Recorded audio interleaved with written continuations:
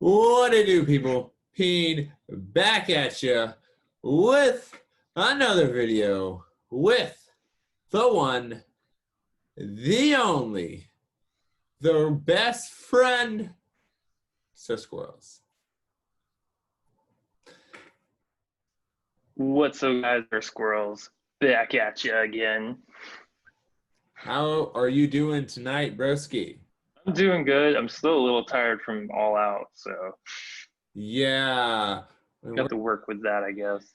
and we're about to jump into that. So, Squirrelz, you are the AEW guru. Let's begin, broski. All right, before we start, just make sure you hit that subscribe button down below and hit that bell so you don't miss another video. Got to get that subscriber count up for us, please. Oh, I said let's get that number up to 200, guys. Let's just jump right into the buy-in here. We had two matches. We had Joey Janella versus Sir Pentago. Nothing really special, just your basic AEW dark match. I give it a 1 out of 5. Anything you want to add? There is really nothing here. I laughed when Sir Pentago came out because our predictions, she thought he was going to come out as number 21 in the Battle Royal. So He was there, though. This is true. I saw the name. I went, Sir Pentago! Then we had a much better match with Private Party versus Silver and Reynolds. Private Party gets the win here, but it was a good match. It was a really good match. Silver and Reynolds showed out, and I really think that they should have won the match. It was a little short for my liking, but then again, it was a pre-show match, and it was the last pre-show match. So I'm going to give it a 2.5 out of 5. Man. Yeah, man. Warm up. There was one spot that Excalibur said on commentary, which was really good. He was talking about how the Private Party, when they debuted on AEW Dynamite, they beat the Young Bucks, and they were hot at the beginning because no one really had film on them.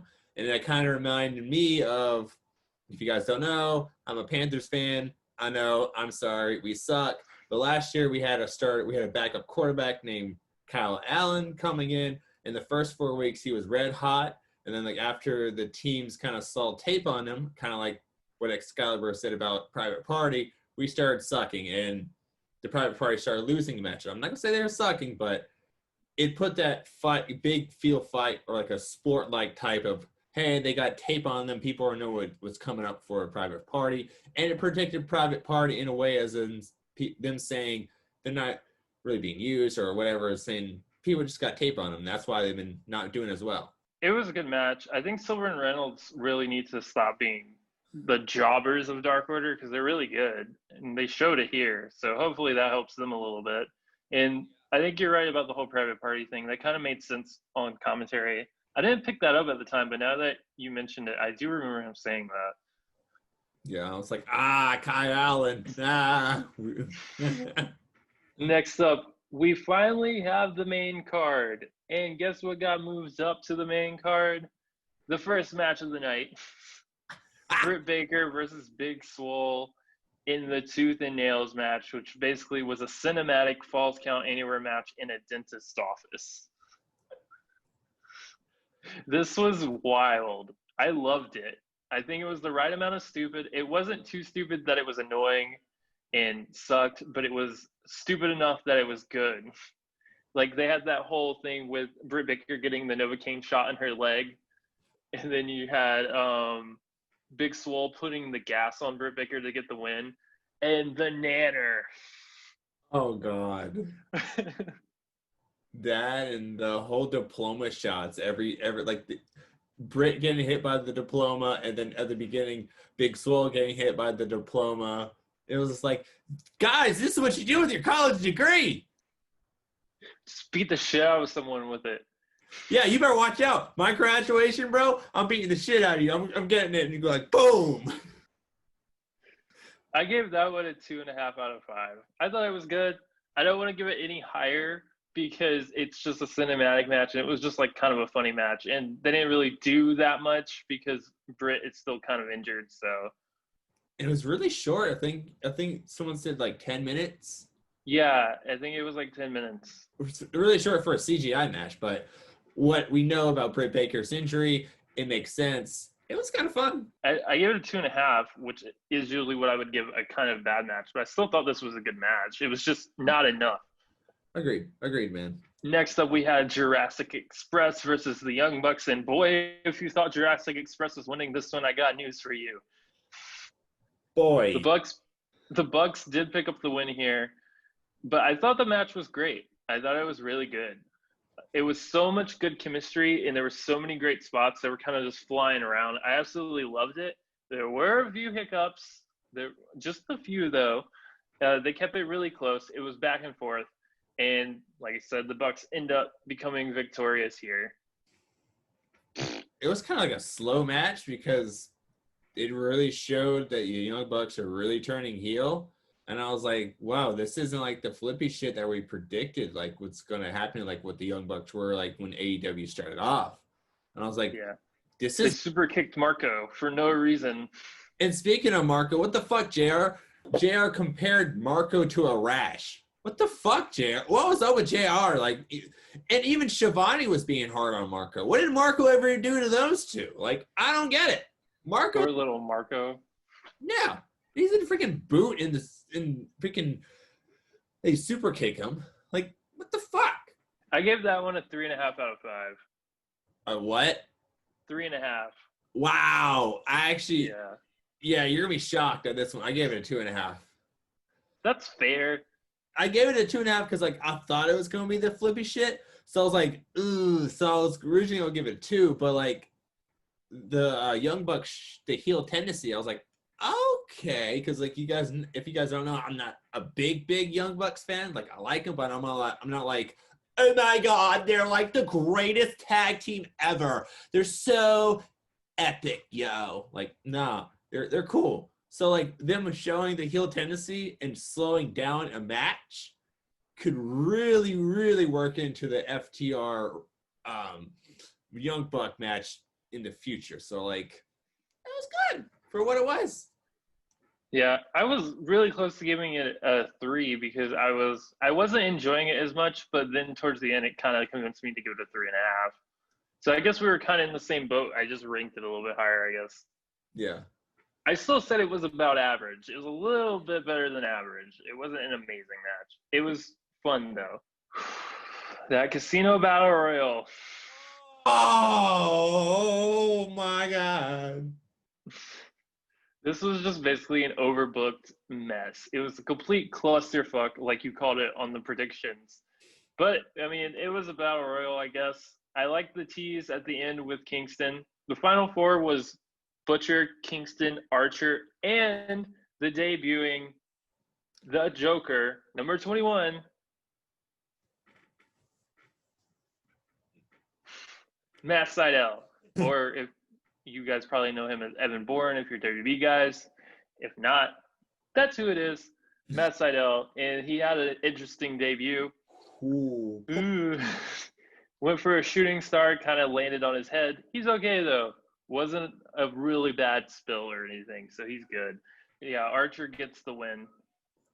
I mean, I don't really know what to say else about this match. I thought it was really bad.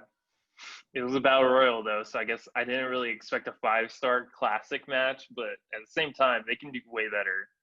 Yeah, there was a couple spots I was like, what? Like they put Darby Allin in a body bag with thumbtacks and chucked him outside of the ring while he was in the body bag. I was like, Darby, bro, I know you're young, but like, damn, dude. And then like the part at the end where Eddie Kingston's afraid of Damien. Like, what in the world? That ending was just like so much shenanigans with Damien and Jake the Snake, and was it Butcher or Blade that was in their mix with them? It was both. Blade came back out after he had been eliminated. That's right. Yeah, that whole ending was just a big old clusterfuck. I'm surprised Taz didn't come down, but Blanchard gets the win. You know, we get a Wrestle Kingdom rematch. Maybe. Yeah. Maybe at some point, hopefully not rushed and put on Dynamite, but I really don't know if I believe in Archer after all the stuff they've done to him, but I guess we'll see. I gave it a 1.5, and that might be being nice. Yeah, I mean, there was some good spots like the Matt Sydal pop return was cool. Then the shooting star, and then like you said, the ending with Lance Archer winning, but yay! But the whole shenanigans at the end. But I mean, all the biggest highlight of my match was the best, the best, the best. It pops me every time, man. I love that guy. Love that guy. Then we had Sammy versus Matt Hardy in a Broken Rules match, sorta. And I guess we're just not gonna rate this one because it wasn't really a match. Matt took a really bad spill, and apparently is not concussed, and just got released from the hospital today. We're recording this. Whoa! Hospital? You mean the local medical facility, Squirrels? Calm down now. Whoa!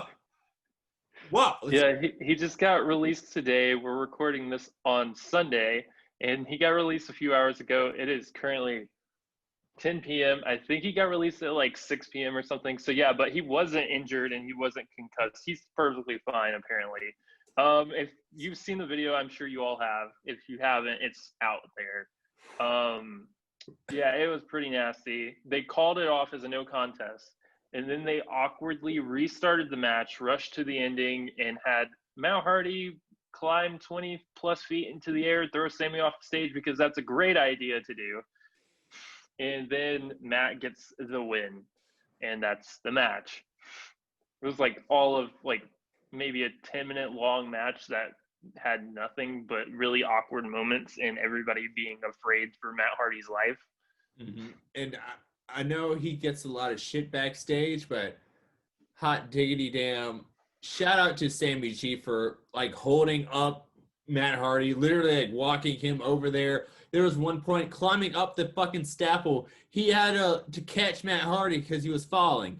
People give Sammy Guevara like a backstage heat. This dude protected Matt Hardy, and there was one point when they were looking at him, they had to pan to Sammy to get the heat off of like Matt, and like so he took his jacket off real slow. He was yelling at him, so like props to Sammy G, man. People give him a bad rap, but for that, man, I applaud you, bro. Next up, we had, unfortunately, these women had to follow that.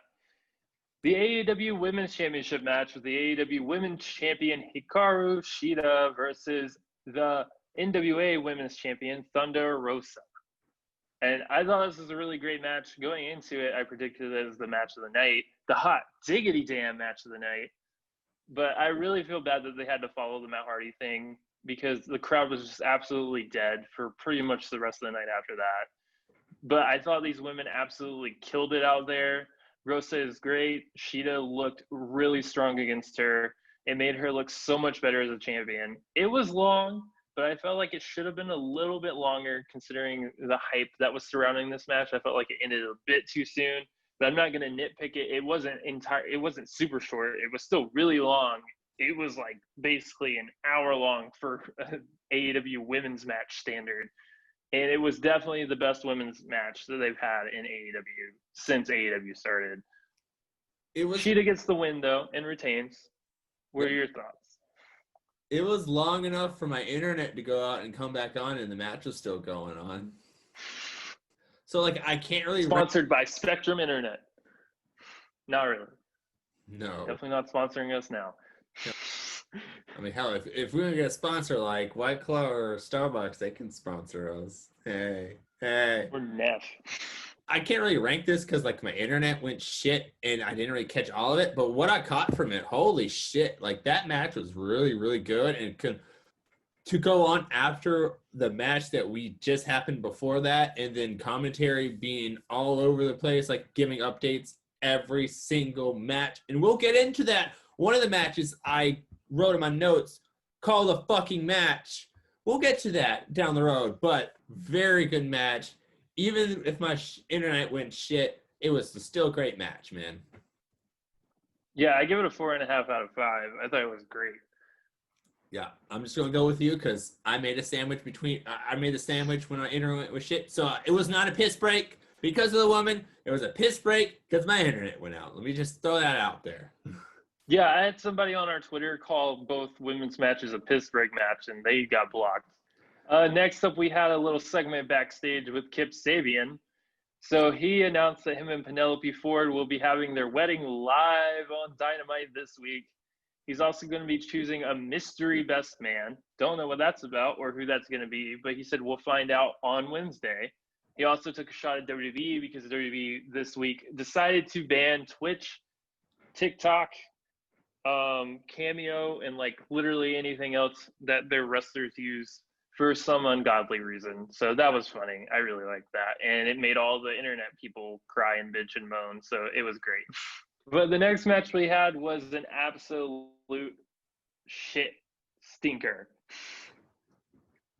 I fucking hated this match. Dark Order versus, I'm just going to call them Team Cody because I don't feel like listing off all their names and who the fuck cares. Team Cody gets the win. Cabana tags himself in, makes the Dark Order loses. Decent wrestling match. Was kind of like a Dynamite tag team match. Not pay-per-view worthy. Definitely shouldn't have been on the card. Shouldn't have even like sniffed at the card. I think the decision to have Dark Order lose was a really fucking stupid one. I don't understand it. Don't know why you would have Team Cody, a team that's just thrown together with an actual tag team, defeat an actual stable who just fucking took out Cody and the entire Nightmare family. Why are you making them look stupid? Why? This made no sense. Are we talking about WWE right now, or are we talking about a company who said we're putting the tag division back on the map? I just don't get it because they keep emphasizing that Matt Cardona is not signed. They keep shoving Scorpio Sky back down no matter how much people want him to be a star. They're like, no, back. And then you have Dustin Rhodes, who is great, and QT Marshall, who isn't like amazing, but he's still good. You have them as a tag team who is never featured on Dynamite ever. They're pretty much a dark tag team at this point. Those men decide to beat Dark Order, who's on Dynamite every week and who just murdered Cody and Brandy. Before we move on, let's talk about JR's comment on the women during that night about how he wished that there was a wardrobe malfunction at the junction. JR, what are you doing, bro? What is this? What is going on with you tonight? This was a piss break match. If there was a piss break match, it was this. And I'm going to give it a 2 out of 5.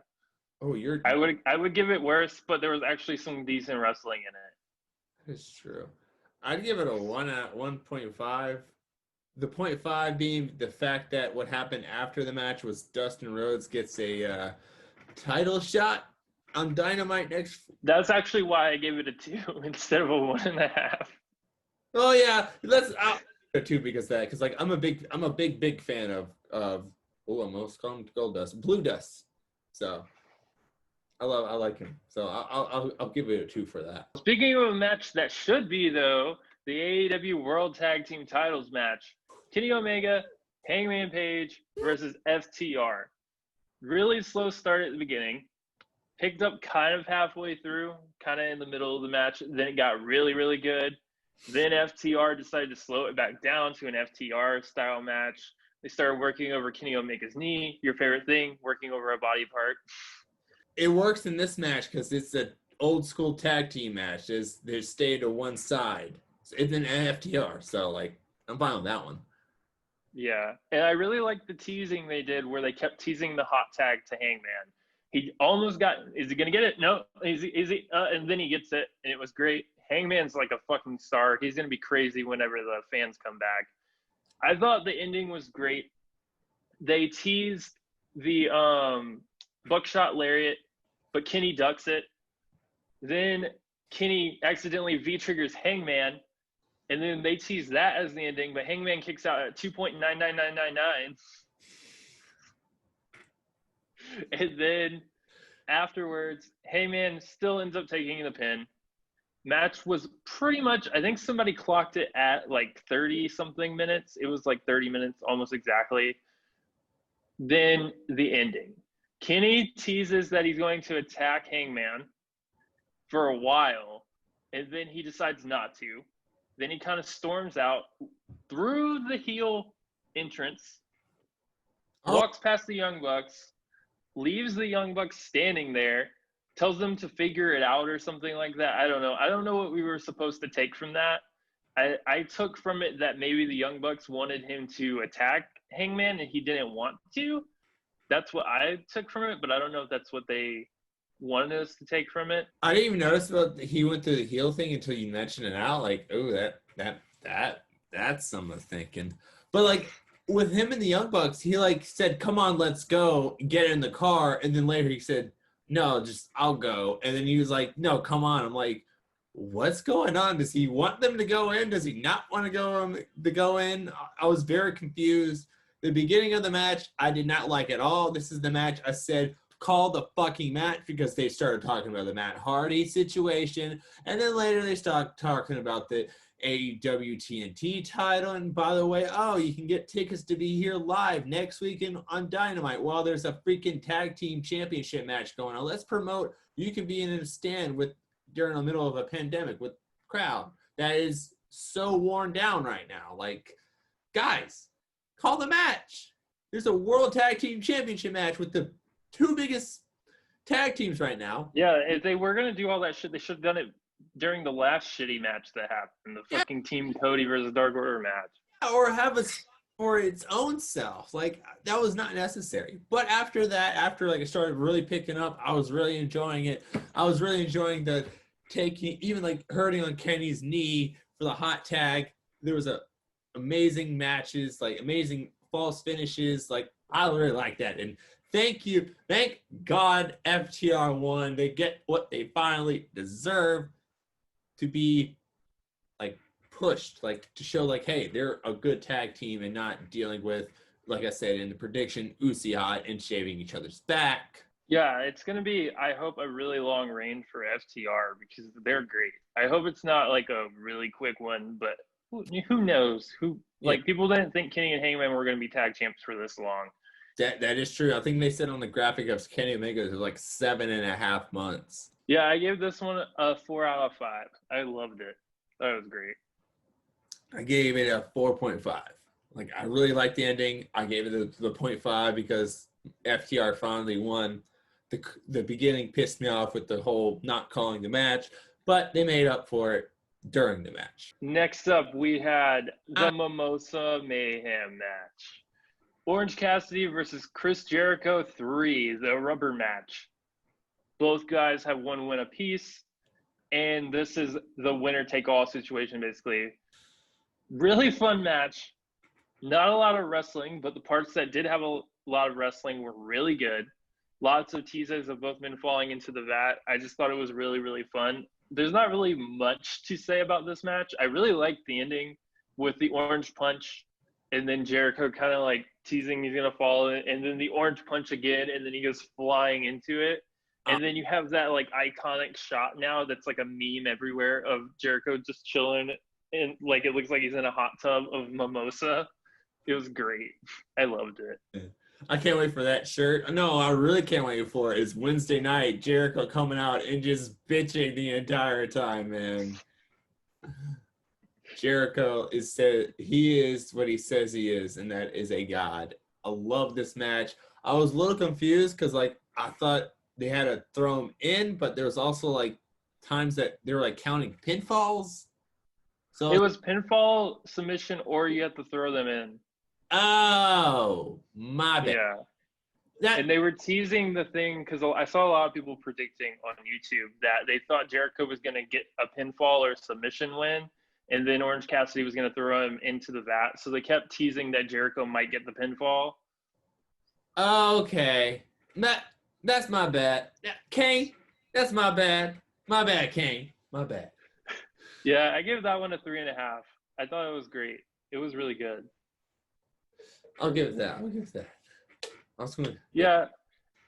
I mean, I don't think we'll ever see this match ever happen again, but it was fun while it lasted. I saw a lot of people bitching about it online. People just hate fun, I guess. Damn it, Jim Cornette. Let us have some fun. Next up, we had the main event of the evening. We had the AEW World Championship on the line. Jon Moxley, the champion, defending against Maxwell Jacob Friedman, MJF.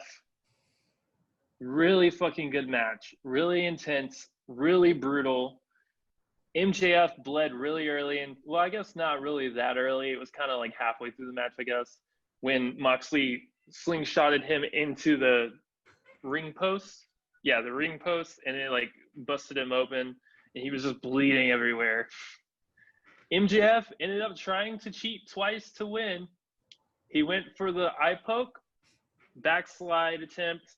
Nope, Moxley kicks out. Then he went for the low blow while distracting the ref. Went for the schoolboy roll-up. Moxley kicks out of that. What can he possibly do? So he calls for Wardlow. Wardlow tosses in the Dynamite Diamond ring, distracts the ref. MJF misses it. He doesn't catch the ring. He finally gets it, and then he looks up, and Moxley's staring him directly in the face. And then Moxley grabs him, puts him in the paradigm shift, hits him with the paradigm shift, which, oh yeah, if you forgot, is illegal, and he's not allowed to use in this match, or he loses and MJF wins the title. So he hits him with paradigm shift while Wardlow is still distracting the referee. What are you doing, Wardlow? Finally, Wardlow stops distracting the referee just in time for him to turn around and catch Moxley doing a pin. 1, 2, 3, Moxley retains the title. Wardlow has fucked over MJF by accident this time. Not what you predicted, but he still impacted the match. Yep. And Moxley is still your champion. Poor MJF. Wow, it didn't really like dawn on me of how like screwy that finish was until you explained it. Oh my god, what the fuck? And then MJF went on Twitter and like bitched about it for like an hour after the show. Yeah. He was like, fuck Wardlow. Fucking Wardlow. I fucking hate Wardlow. Oh. And then he started tweeting at Renee. He was like, your husband fucking cheating.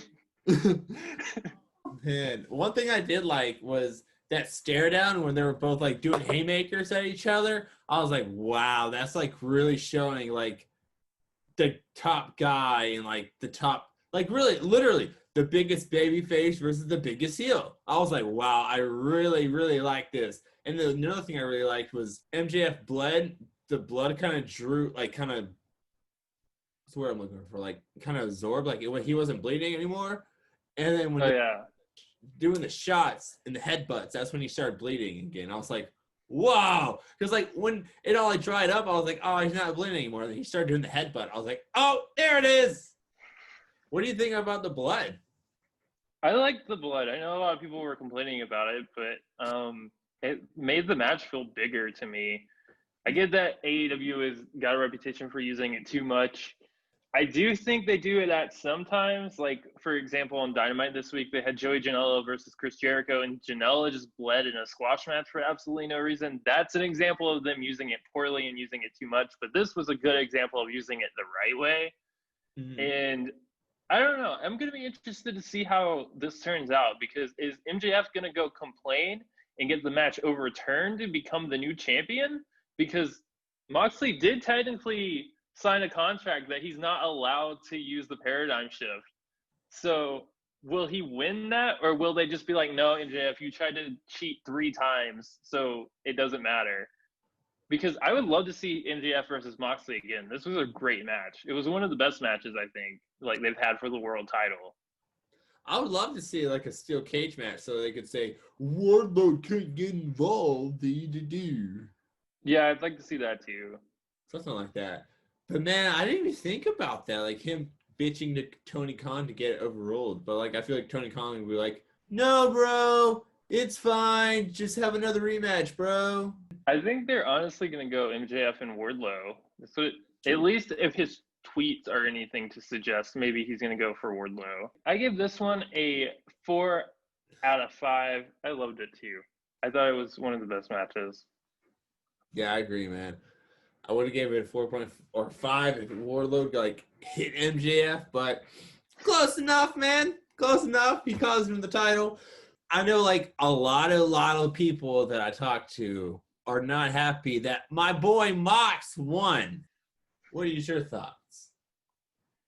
I don't know. I don't have a problem with Moxley. I do think that his reign has been boring and very Reign of Terror-esque.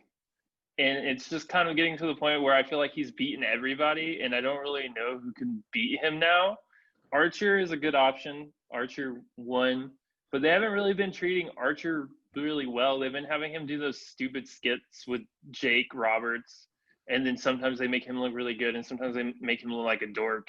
He lost to Cody in the tournament, which he shouldn't have. I still think Lance Archer would have been better and just put him on a monster run.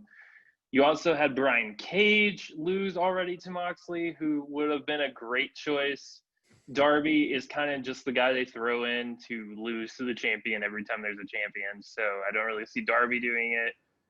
Sean Spears, I don't think is at that level anymore after they kind of stopped using him with Cody. I think it has to be MJF at some point. Like MJF, I think needs to beat Moxley. I don't think Archer should beat him. I think this should come back around and have MJF beat Moxley. God, as much as I hate MJF, I kind of agree. You have to have a big enough heel to beat Moxley because he is the biggest baby face. Because they can't do Paige or Kenny right now because they're doing their thing with the Elite and FTR. And like, I know Kenny and Mox has history, but everyone shitted on that match. And Hangman, I feel like he has to beat a heels like I like an MJF to get that pop and get that in history. Like, oh my God, this is the star. And Cody is obviously banned from the AEW title picture. So yeah, as much as I hate to say this, it kind of has to be MJF. And I feel like when MJF wins, it's gonna be Paige, and it's gonna be like a transitional champion. The thing I would do, I know they don't know when it's going to happen, and no one really does, but when you're able to have full arena crowds again, I think you need to have on the first pay-per-view back, which it sounds like they're trying to make it be Full Gear from what they said on the thing, which that seems a little early to me because that's just in November, and it's the beginning of November, so it's like 2 months away. I hope that's not what they're going to do, but I think the first pay-per-view back with a lot of fans, you need to have MJF as your champion already, and you need to have Paige beat him for the title. Because I think if you have a really big heel as your champion, and then Adam Page finally wins the title, that's going to be great. Now, they might just do that with Archer. Maybe they'll have Archer beat Moxley for the title, or maybe Archer's going to save his match with Moxley for Full Gear. I don't know. I just don't think Archer's on the same level as MJF, is it?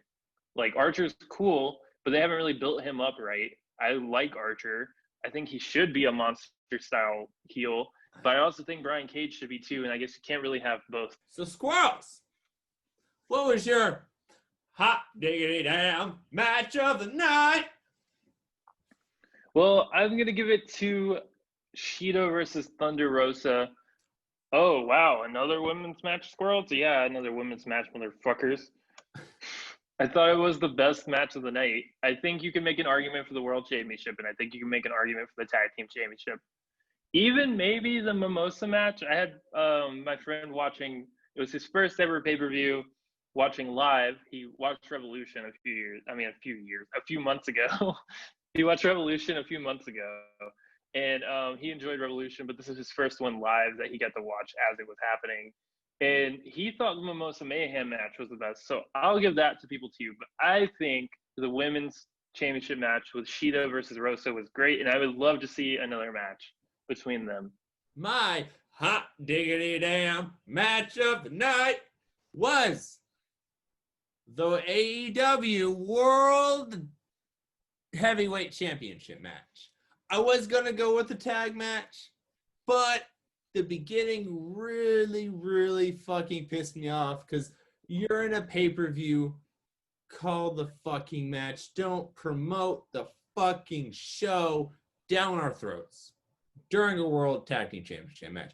But also for the world title, why that's my hot diggity damn match of the night is because, like, you have my boy Mox, biggest face, MJF, biggest heel in AEW, going together, blood, guts, everywhere. Warlord coming at the end. The Warlord shock face. Let's get that as a meme.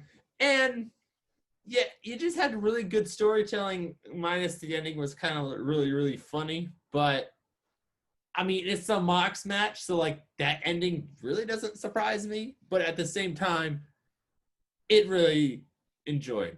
I really loved it. And honestly, that match saved this pay-per-view for me, because like before that main event, I was like, all right, I literally almost got a coffee. Like I almost went downstairs to get a drink of coffee. Yeah, the show ended at like what, 1 a.m. almost 12 on the East Coast. I think I checked today on BR Live and it was like a 3-hour and 50-minute show. All right, let me just say, people saying it's long pay-per-view. If you started like what we did with the red carpets that started at fucking 5 o'clock, this pay-per-view didn't end till 12 or 12:30. So that's a 7.5 hour of just AEW. It was WrestleMania levels of long. Not this year's WrestleMania, but last year's.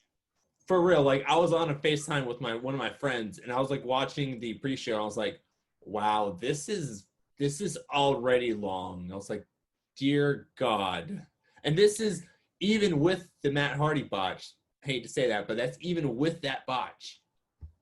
Yeah, it would have been longer. Oof. The argument, though, I will say, is I know everyone's saying they need to shorten it, like how WWE is shortening it because it's the pandemic era and there aren't fans, so it's not as entertaining. But you're paying $9.99 for a WWE pay-per-view, which is typically 2.5 to 3 hours long, and you're paying $50 for AEW's pay-per-views, which they only have 4 of, and it's long, and you're like, it's too long, it needs to be shortened, and I'm not paying $50. So it's like, okay, are you wanting them to do 4 pay-per-views a year, I guess, and have it be like 2.5 hours to 3 hours long and be like $20? Or like, because $50 for, like you said, let's not even count like the pre-shows and stuff. It was like 4 hours almost. $50 for a 4-hour pay-per-view and you only get 4 a year is not that bad. No, if it was up to me, I would definitely shorten the red carpets, like, because there was 2 of them, because there was a red carpet, a TNT special, back to the red carpet, to the buy-in. By the buy-in, you're like, I've seen this video package, I don't need here anymore, I just want to see some fucking wrestling. So like, I get it, AEW, like, this is your first show back with some fans, this is your biggest show of the year, but at the same time, you don't need all the 4 fucking festivities. And this is not me being like, if WWE would do that, I would be praising it. No, if WWE did that, I would still be like, yo, guys, this is 4 festivities. You don't need so many fucking things. What would you grade the show overall of letter grades? Letter grade, because of the main event for me, would probably bump it up to a C+. Like, I was going with the C, C-, but the main event really woke me up in a sense. So, like, I'll say C+. What about you, bro? Honestly, if you would have started the show at the women's championship match, and then, like, even if you would have left in the shitty Dark Order versus Team Cody match, I think I would have given this an A. But considering I can't do that, and I can't just pretend like things didn't happen like some people are doing on the internet and saying it was still an amazing show, this show sucked ass. And it was the worst pay-per-view that AEW has done. I don't care how you sugarcoat it. I don't care if you say, well, if you pretend the Matt Hardy thing didn't happen, how am I supposed to pretend like that didn't happen? I watched it happen. I'm giving it a C+. That is not the only reason I think this show sucked. I thought it had bad booking. I thought it had bad matches. Like, not even including the Matt Hardy thing, it was bad. But including it makes it worse. So I'm gonna give it a C plus. I wanted to give it a B minus so bad, but I'm giving it a C plus. That's as high as I can go. I agree, bro. And like, especially like AEW being new, you're like, oh god, it makes you nervous, but at the same time, you're like, they've had amazing pay-per-views before, so like, this is their first bad in the bunch. Like, it's nothing to knock, but at the same time, it's like, all right, don't do fucking this. And also, like, I feel bad for the fans that were there because it was like 93 fucking degrees and the humidity with It was 103 oh during the Mimosa Mayhem match, and that was the second to last match. oh my god. Like, because this is the first time we've shat on even like any AEW thing really, like on our Twitter or on YouTube at all. So people probably want to know what we think of it compared to like Payback and WWE pay-per-views that happened recently. And I honestly think it was just as bad as Payback and SummerSlam. Like, Payback was a little bit better than SummerSlam, but not by much. And I think it was probably on par with those. I have two questions. First question is a short question. Do you think it was worse or better than the horror show at Extreme Rules? I think it was better.